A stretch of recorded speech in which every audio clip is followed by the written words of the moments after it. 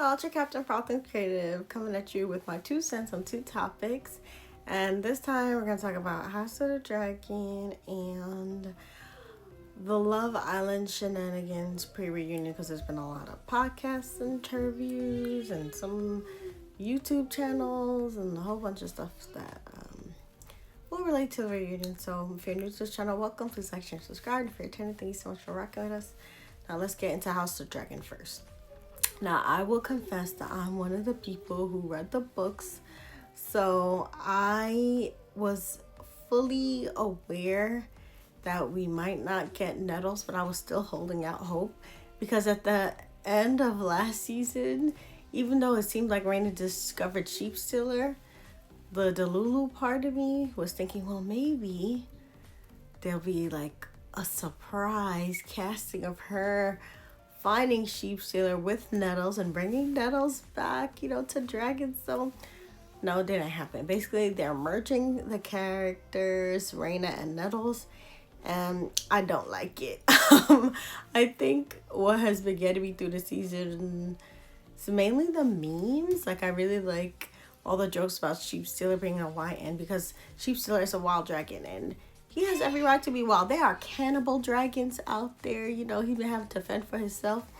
And so, he's learned to do what he gotta do to survive. So I love Sheepstealer. I think all the YN allegations are hilarious.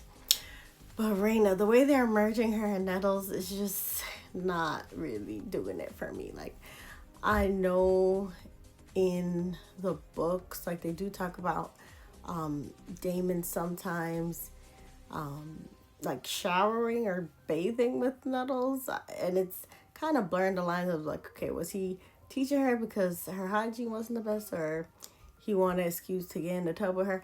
We don't know. There's this kind of like this blur of like romantic slash concern, and there was a wedge, between him and Rhaenyra that Nettles kind of filled.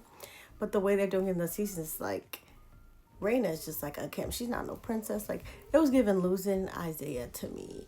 They have her out there looking like someone needs to call Dragon Protective Services for Sheepstealer, and I don't like it. I do think the way they're putting the wedge between Rhaenyra and Daemon is through the lie, because he's lying to Rhaenyra, concealing the fact, that Raina is the one who has claimed Sheepstealer for now. So we'll see how it goes. I'm still on the fence about it, but at the end of the day, I don't like it. That's why I haven't been reviewing it that much. But I'm going to try to push through and get some more House of the Dragon content out for y'all. But keep the memes coming, because that has been what led me to survive this season.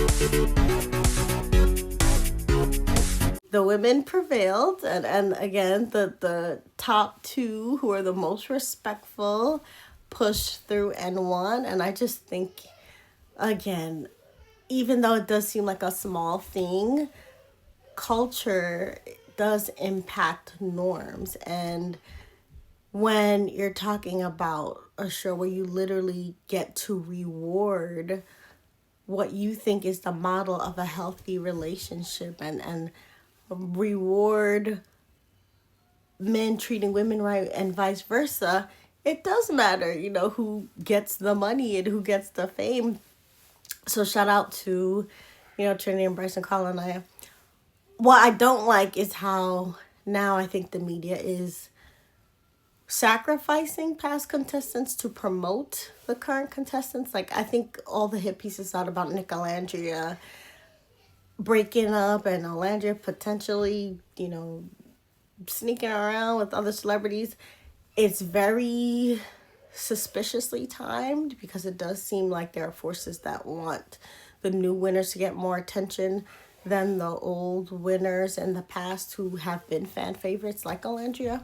So that's what, we're seeing now. And when the reunion comes, we'll see more of, the season 8 people. But for now, I'll do another video about the podcast and interviews, but I did want to talk about that. All right.